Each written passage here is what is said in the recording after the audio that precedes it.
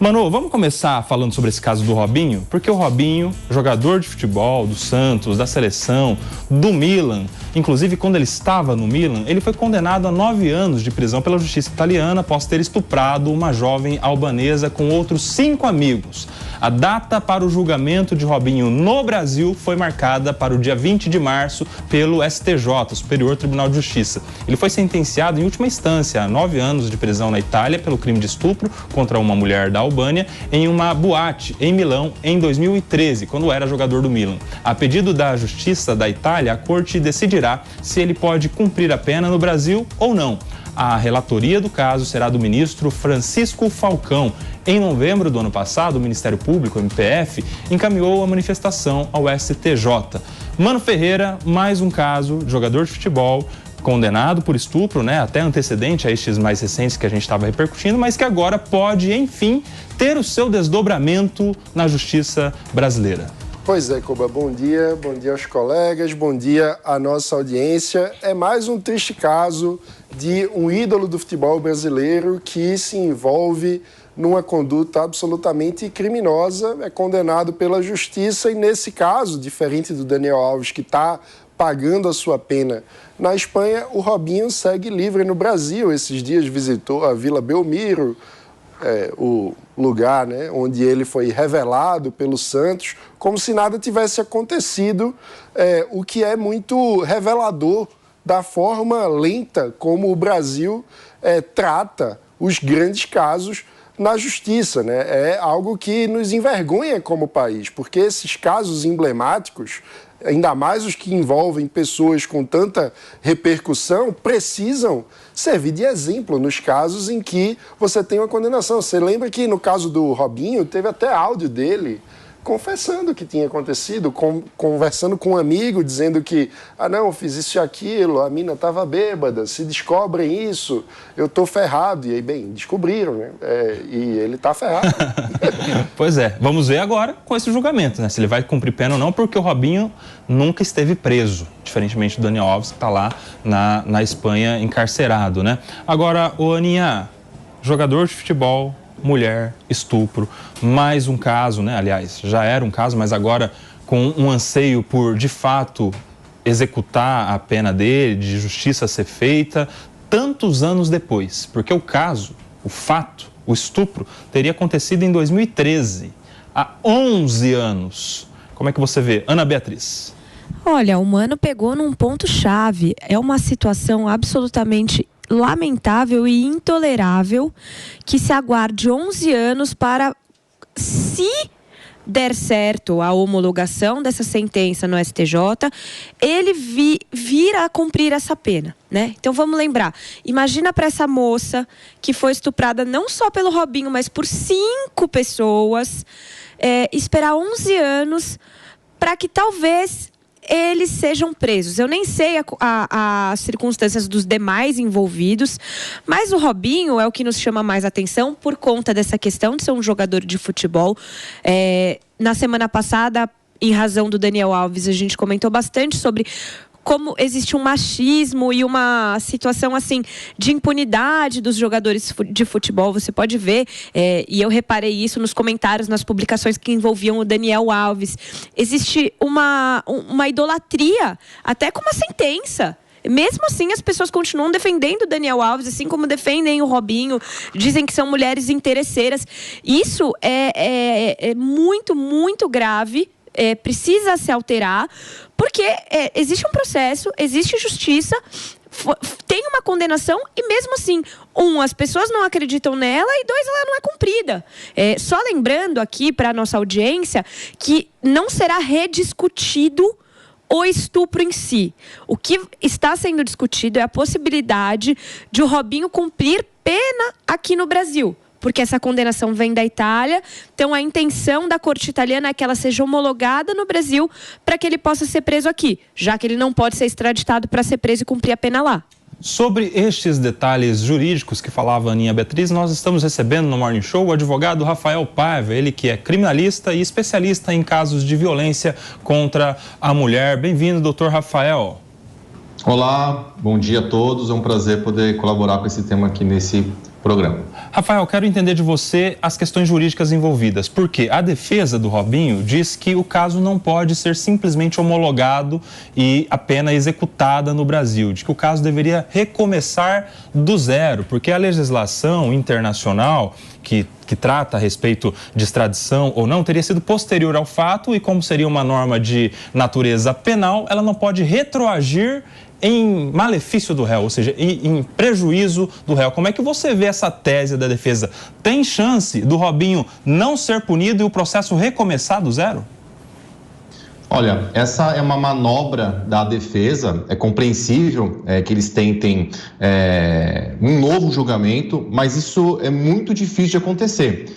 Vale lembrar que o ex-jogador foi julgado, teve a sua condenação transitada em julgado, então uma condenação definitiva na Itália. Então, hoje, ao STJ, só compete analisar se homologa ou não a decisão para cumprimento de pena no Brasil. Vale lembrar que o governo italiano, a justiça italiana, queria que Robinho fosse extraditado para a Itália, o que não é possível graças à nossa Constituição, que proíbe a extradição de brasileiros natos. Então, o governo italiano passou agora a pedir, ao menos, o cumprimento de pena aqui no Brasil. O doutor Rafael, a gente vai abrir aqui para perguntas do nosso sofá. Quem tem pergunta para o doutor Rafael é a Ana Beatriz. Oi, doutor, bom dia. A minha pergunta diz respeito a, se for homologada esse cumprimento de pena aqui no Brasil, o Robinho vai ter direito aos mesmos benefícios de um preso cuja condenação foi aqui do Brasil? Então, progressão de regime, semiaberto, saidinha, aquela coisa toda? Boa pergunta. Uma vez que a homologação for feita pelo STJ, o cumprimento de pena passa a ser da Justiça Federal, então o juiz da execução penal, e será aplicada a Lei de Execução Penal brasileira. Então, todos os benefícios que você citou, progressão de regime, saidinha, livramentos, todos esses serão disponíveis ao jogador com o passar do tempo. Então, a partir do momento em que ele começar a cumprir a pena, ele vai ter direito aos benefícios, sim. Doutor Rafael, a pergunta agora é do Diego Tavares. Bom dia, doutor Rafael. Prazer falar com o colega. Doutor, na mesma vertente dos benefícios dos quais a Ana Beatriz questionou, a respeito da prescrição, caso essa tese da defesa emplaque junto ao STJ e o processo recomece, aplica-se a mesma prescrição do crime de estupro do Código Penal brasileiro? Sim. Se isso acontecer, vai lembrar que essa é uma possibilidade bastante remota. As próprias decisões recentes do STJ, nesse mesmo caso, são indicativas de que deverá haver a homologação dessa sentença aqui no Brasil, mas se eventualmente a defesa conseguir emplacar essa tese de um novo julgamento, o que eu acho bastante difícil, valerão as mesmas regras de prescrição, tá? Esse caso é um caso bastante emblemático aqui no Brasil, dado ao seu ineditismo. Então, a primeira vez que nós vamos discutir um brasileiro nato cumprindo pena aplicada pelo estrangeiro, por um governo estrangeiro aqui no Brasil.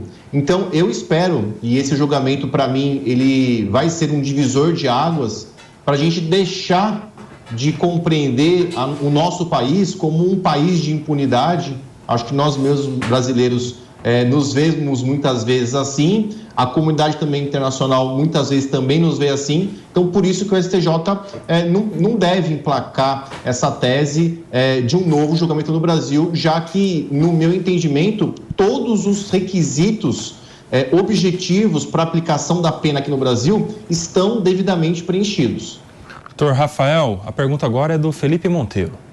Doutor Rafael, obrigado aí pela sua presença, conversar com a gente sobre esse assunto que está nas manchetes do jornal. Deixa eu fazer uma pergunta bem direta, não é? É normal as pessoas que cometeram crime fora do Brasil cumprirem crime no Brasil? Já tem algum tipo de jurisprudência consolidada? Ou o caso do Robinho é o caso paradigmático nesse sentido?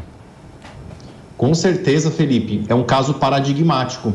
Isso não é comum, nós não temos muitos precedentes nesse sentido. Então, nós temos muitos casos no STJ de homologação de sentença estrangeira de natureza civil, de natureza familiar, de natureza tributária, mas não de natureza penal. Então, sim, esse caso é um caso paradigmático, é um divisor de águas. e ainda resta muita dúvida de qual será o desfecho, porque a própria defesa do jogador já declarou que uma vez que o STJ venha a homologar essa sentença estrangeira, eles irão recorrer ao STF. E aí temos que entender como que o STF vai analisar essa questão.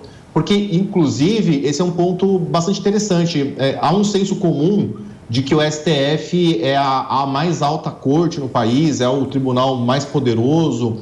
Só que a Constituição Federal, ela determina, ela dispõe sobre a competência dos tribunais. E o STF tem as suas competências previstas na Constituição e o STJ tem as suas próprias competências previstas na Constituição. Então, o entendimento que deve prevalecer, no meu entendimento também, é de que compete ao STJ a palavra final sobre esse caso. Tá aí, conversamos aqui com o doutor Rafael Paiva, que é advogado, criminalista, mestre em Direito Penal e inclusive, especialista nos direitos de violência contra a mulher. Obrigado, viu, doutor Rafael? Volte sempre ao Morning Show. Obrigado. Um abraço. Vamos render aqui. Felipe Monteiro e Diego ainda não comentaram o caso. Quero começar por este tema da prescrição que você levantou na pergunta ao doutor Rafael. No Brasil, o estupro de vulnerável, ou seja, da pessoa que não tem condições de se discernir, de entendimento para negar um ato sexual, é de 20 anos. Ou seja, em 20 anos, se a pessoa não for processada, popularmente dizendo, não da maneira mais técnica, mas caduca e o cara não pode ser mais preso.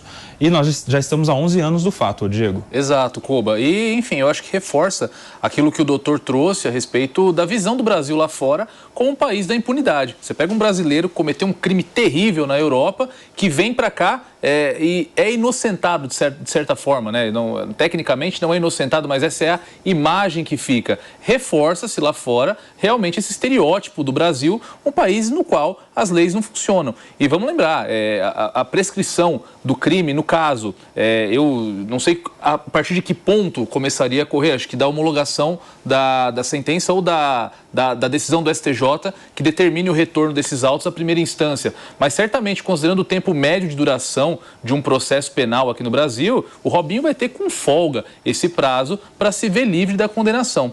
Só para fechar, eu queria só puxar um ponto que a Ana falou no comentário dela e me chamou a atenção a respeito de como essas pessoas, mesmo após esses crimes bárbaros, seguem sendo ídolos para grande parte. Eu vou só acrescentar mais um exemplo, Ana, o goleiro Bruno, quando deixou a prisão, foi ovacionado nas ruas, teve diversos vídeos aí viralizados dele tirando fotos com as pessoas, enfim, é mais um aspecto lamentável do brasileiro sob o ponto de vista social, mostra um pouco dessa degradação que a nossa sociedade brasileira vive. Mas, como tudo tem um pontinho fora da curva, né, vamos celebrar que a estátua do Daniel Alves, lá na cidade natal dele, foi depredada e cogitam retirar ela, porque, enfim, ele tem que ir para a lata de lixo da história depois de também ter cometido um crime bárbaro lá na Europa. Felipe Monteiro. Esse julgamento do Robinho, ele é paradigmático. Não é normal você ver uma pessoa que cometeu crime fora do seu país cumprir a pena no país de sua origem, não é? E aí eu faço só uma ressalva que o Diego colocou, que eu acho que é importante, né? A gente tem que parar com esse complexo de vira-lata. Achar que o Brasil, ele é um país da impunidade, não é? Faz parte do mundo todo, quando você vê crime de pessoas que cometeram crime no Brasil e viajam para fora, né? E moram em outros lugares, a justiça daquele país tentar proteger os seus cidadãos, né? O que nós temos que pensar e discutir é como é que a gente faz o sistema realmente de crimes, né, ser transnacional, né? Não é possível uma pessoa cometer crime fora do seu país e voltar no país para se ver livre desse crime, né, para ver livre do cumprimento da pena. Então, nós temos que buscar e nós temos que discutir uma jurisdição internacional, por meio de tratados internacionais, que facilitem esse tipo de cumprimento de crime. E aí, eu volto a falar uma coisa que eu falo sempre aqui, né? É impressionante como você vê o mundo do futebol ser um mundo machista, né? E o mundo do futebol, com bem de Saninha, mexe com as emoções. Aí tem a tal idolatria, né? Realmente, quando você vê, por exemplo, o povo passar pano pro Daniel Alves, passar pano pro Robinho, pelo crime que eles cometeram e foram devidamente julgados em processo legítimo, em processo com direito à ampla defesa e foram condenados, serem, de certa forma, relativizado a sua conduta, né? Quando eu falei do Daniel Alves aqui, por exemplo, Nelsinho, várias pessoas me criticaram abertamente porque supostamente eles não concordaram com a pena imposta pela justiça espanhola, né? Ou seja, é um absurdo, Temos que parar de passar pano e temos que ver a situação da forma como realmente ela é. Posso só fazer uma adição? Claro. Eu penso muito no lugar da vítima. Imagina para essa mulher, essa moça que sofreu essa violência desses homens todos, saber que não só a pessoa que praticou tamanha ato tão repugnante, não só está livre, mas ela continua sendo idolatrada. Quando a gente fala de consequências a longo prazo, de trauma, imagina para essa pessoa saber que o Robinho está aqui na Vila Belmiro tirando foto com fã. Que essa pessoa continua tendo fãs. É absolutamente lamentável. É uma inversão de valores da nossa sociedade que a gente precisa reavaliar. Porque imagina, e aí eu toco um pouco nos sentimentos, mas se fosse sua filha, sua esposa, sua irmã, como que você se sentiria? Isso é muito, muito grave. Mas a gente tem um fato aqui, mano, que recentemente, há alguns anos, o Santos tentou contratar o Robinho para encerrar a carreira e por uma pressão popular é que ele voltou atrás, o clube voltou atrás e deixou de contratar o Robinho, justamente porque a torcida não estaria aceitando alguém que teria sido condenado a um estupro coletivo, porque foi essa a condenação na Itália, jogando com a camisa do Santos. Exatamente, Kobo, que eu sei que é difícil a gente falar em avanço quando a gente está falando justamente de um caso que depois de tantos anos o Robinho segue sem cumprir pena ainda. Mas quando a gente coloca em perspectiva com outros casos mais antigos, é inegável que do ponto de vista da cultura da sociedade brasileira, a gente tem um avanço. Porque nos anos 80, a gente teve, por exemplo, um caso em 87 envolvendo o então jogador do Grêmio, Cuca, que se tornou depois técnico. E, na época, ele fez durante uma incursão internacional com o Grêmio, basicamente o caso da época é que uma jovem menor de idade, no país em que ele estava, ele prometeu que ia dar uma camisa do time para ela, ela subiu com ele no quarto do hotel e ele praticou sexo com uma menor de idade. E aí, quando a gente olha, na época, a repercussão aqui era mas ela subiu no quarto do hotel dele, o que é que ela estava esperando?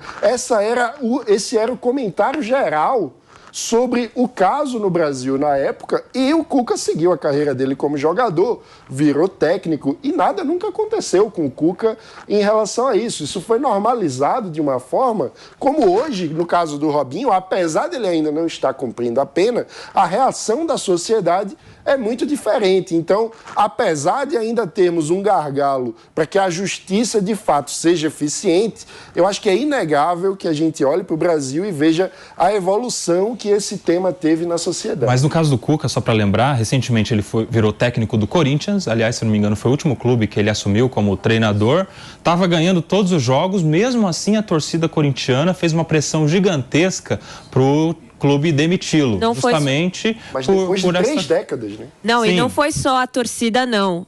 Foi o time de futebol feminino do Corinthians, que é o maior campeão de futebol feminino do país, que fez lá um manifesto, um comunicado de que era um absurdo ele estar treinando a equipe masculina. Então não foi bem a torcida. Mas para atualizar, depois disso, depois da saída do time por essa pressão popular e também do time feminino, o Cuca foi à justiça na Suíça e conseguiu a anulação da condenação. Porque na ocasião, lá há tantos anos atrás, ele não teria tido o direito à ampla defesa, ou seja, foi uma condenação sem que ele tivesse se defendido. E hoje, a partir deste começo de ano... Basicamente, após o episódio lá, que ele estava viajando com o Grêmio, ele voltou para o Brasil, o processo correu lá, ele não se defendeu e foi condenado. E aí agora, em janeiro, a gente teve essa...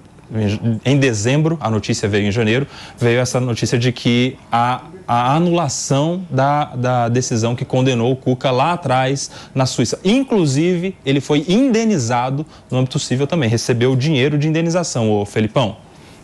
Não, no caso do Cuca é um caso diferente, o Koba, porque o caso dele, além de tudo, foi julgado prescrito. Né? Quando ele foi para a justiça... Anulou e não recomeçou porque já passou muito tempo. Porque já teve a prescrição. Exato. Ou seja, o Cuca ele não foi absolvido na análise material do suposto crime que ele teria cometido, né, quando era jogador de futebol. Então, esse é o ponto principal, não é? Então, não dá para você fazer nenhum tipo de equiparação em relação ao Cuca, o que aconteceu com o Robinho, que a justiça, de fato, na Itália, decidiu, né, pela conduta do Robinho, inclusive, né, por meio de... É um processo encerrado. Encerrado. Não, com todos os recursos, inclusive. E tinha mensagens do Robinho para os amigos que participaram com ele, reconhecendo a situação, né? É muito diferente do caso do Cuca e é muito diferente do caso do Daniel Alves também. No caso do Robinho teve um ponto interessante. Uma das provas não foi nem mensagem de áudio, foi uma gravação ambiental dentro do carro. Ou seja, eles colocaram ali um gravador no veículo do Robinho. Isso aqui foi como é interessante. Quando você faz o seguro de carros, né, algumas seguradoras pedem para colocar um rastreador. Sim. Esse rastreador consegue puxar as mensagens que você fala em determinado momento da situação. Então, por meio disso, né, a justiça lá da Itália conseguiu pegar o som ambiente do carro do Robinho e viu o Robinho conversando com os jogadores que estavam participando com ele na época do caso. Para fechar, Aninha, Beatriz. Só um último comentário sobre o caso do Cuca. Além de que ele não teve direito à defesa, ele foi revel. Na época em que ele foi atrás, por conta da repercussão, da demissão dele do Corinthians, parece que a vítima já tinha falecido e eles procuraram o filho da vítima para eventualmente ele se manifestar sobre um eventual arquivamento. Ou seja, lá na Alemanha, as coisas funcionam de uma forma tão diferente que até o herdeiro da vítima foi procurado, foi questionado para verificar se ele tinha interesse em prosseguir com esse processo. Como ele não se manifestou, aí não teve oposição e o processo foi arquivado. São 10